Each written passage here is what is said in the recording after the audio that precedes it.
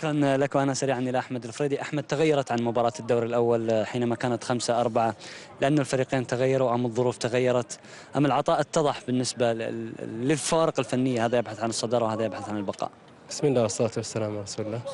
طبعا المباراة يعني احنا عندنا مباراة مقبلة مهمة جدا، فأتوقع أنها لعبنا يعني للفوز فقط لا للمستوى.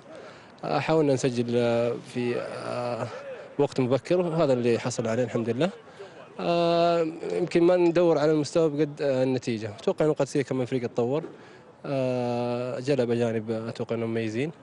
الفريق كان أفضل من الدور الأول. على المستوى الشخصي حينما شاركت، ما هو الهدف من المشاركة؟ كيف أو ما هي الطلبات اللي كانت موجودة من هيسك لأحمد؟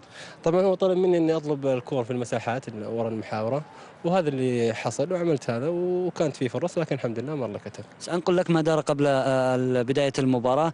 يرى الزميل عبد الرحمن الرومي بأن يكون هناك شفافية بالنسبة للهلاليين. أحمد الفريدي غيابه يضعف الفريق في خط الوسط خصوصا خلف المهاجم. الزميل عبد الكريم الجاسر عضو مجلس الإدارة يقول بأن رتم الفريق أصبح سريع. شارك الهلال في مباريات غاب عنها الفريدي وأدى بشكل جيد. متى ما عاد أحمد سيعود إلى القائمة الأساسية؟ إلى أي طرف تنحاز؟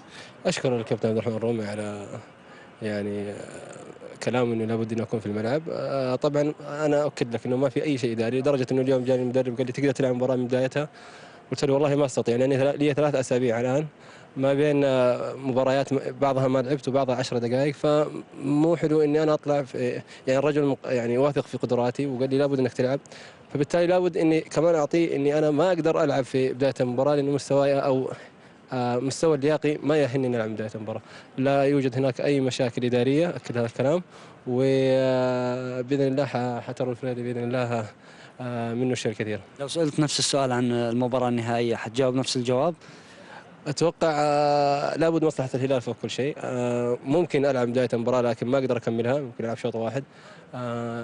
لكن إن شاء الله نعطي كل اللي عندنا. لعبنا شوط واحد، لعبنا 5 دقائق بإذن الله، الأهم البطولة. شكرا. يعطيك العافية.